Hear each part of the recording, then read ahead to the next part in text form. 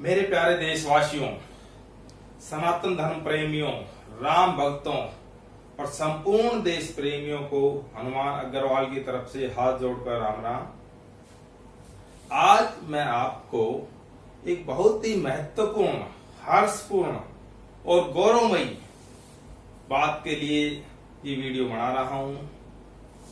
5 अगस्त 2020 हिंदुस्तान के लिए, पूरी मानव जाति के लिए, संपूर्ण सनातन धर्म प्रेमियों के लिए एक ऐसा महत्वपूर्ण दिन है जो शायद इतिहास में बहुत ही कम बार आता है या ऐसा नहीं आता है। 5 अगस्त 2020 को हमारे आराध्य, संपूर्ण सृष्टि के रचयिता, पालनकर्ता भगवान श्री राम के मंदिर के भूमि पूजन का कार्यक्रम हो रहा है। और वो कार्यक्रम हमारे देश की यशस्वी प्रधानमंत्री, संपूर्ण मानव जाति के रक्षक आदरणीय नरेंद्र दामोदर दास मोदी जी के हाथों हो रहा है। ये बहुत ही हर्ष का विषय है।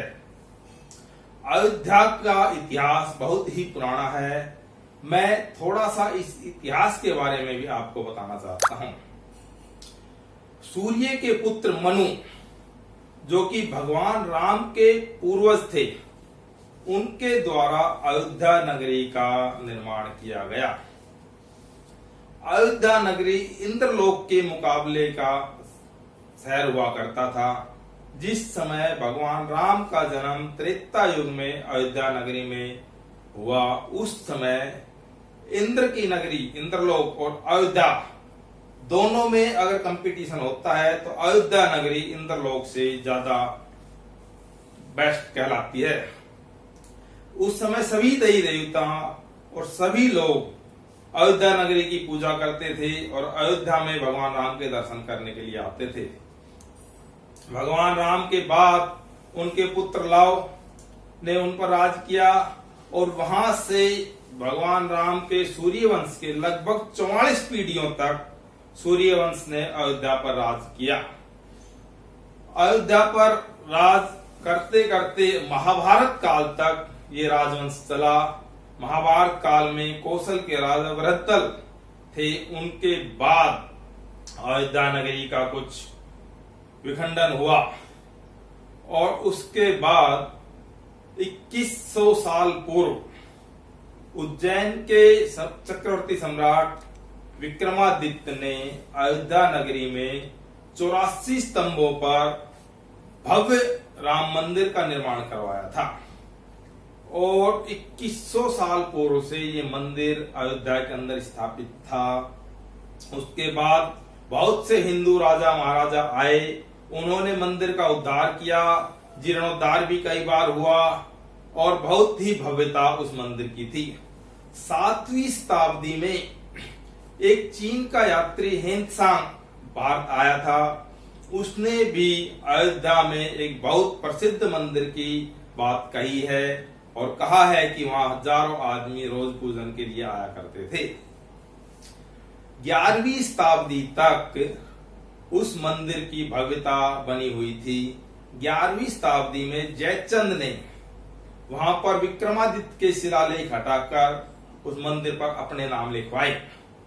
उसके बाद 14वीं शताब्दी तक मंदिर बना हुआ था। 11वीं शताब्दी से हिंदुस्तान में आक्रांताओं का आगमन हुआ। अनेक आक्रांताओं ने हिंदुओं पर आक्रमण किए और मथुरा, काशी और अयोध्या के बहुत सारे मंदिरों को उन्होंने उजाड़ा, पुजारियों की हत्याएं की। लेकिन फिर भी 14वीं शताब्दी के अंत तक अयोध्या का राम मंदिर का कोई कुछ नहीं बिगाड़ सका था। सन 1526 में बाबर हिंदुस्तान में आया और उसने अपने साम्राज्य का विस्तार किया। 1527 में बाबर ने अपने सेनापति मीर बाकी को कहा कि इस मंदिर को तोड़कर यहां मस्जिद बनाई जाए। तो 1527 में मीर बाकी ने राम मंदिर को तोड़वाकर वहां मस्जिद बनाई और उसका नाम बाबरी मस्जिद रखा। उस समय से ये मंदिर तोड़कर मस्जिद कहलाती है। 1527 से आज 2020 तक 493 वर्ष हो गए। उसके बाद सन 1853 तक वहां मस्जिद थी। 1853 में पहली बार अयोध्या में हिंदू और मुसलमानों का मंदिर और मस्जिद के ऊपर झगड़ा हुआ। तो सन 1859 में अंग्रेजों ने मस्जिद के अंदर एक दीवार बनवाई। दीवार के अंदर की साइड मुसलमान और बाहर की तरफ हिंदू पूजा करते थे। ऐसे चला आ रहा था।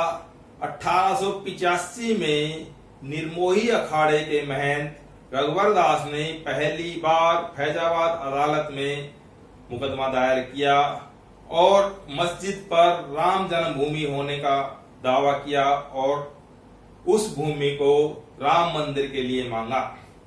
फैजाबाद अदालत ने वो मुकदमा खारिज कर दिया, लेकिन तभी से ये केस अदालतों में घूम रहा था। सन 1949 में उस परिसर में भगवान राम की मूर्तियां पाई गई।